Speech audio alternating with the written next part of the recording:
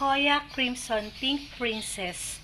Yan, ito, may bulaklak na naman po siya ngayon. Ngayon po ay August 31.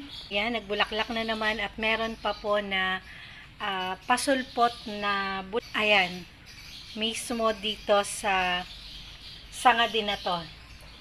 Hoya Wayeti Aiko. Yan, ito, hindi rin nawawalan to ng bulaklak. Hoya, pero hindi ko alam yung ID niya. Yan, hindi rin to nawawalan ng bulaklak. Halos all year round, meron po tong bulaklak. Naman po tayo sa aking Hoya trellis po dito na 8 o 9 na variety na nakakapit dito sa trellis na to. At ngayon, meron na naman pong bulaklak itong aking Hoya Hinduro. Ito pa po yung isa na hindi nawawala ng bulaklak sa aking mga Hoya. Hindi ko rin po alam yung ID nito, kaya po please comment down below.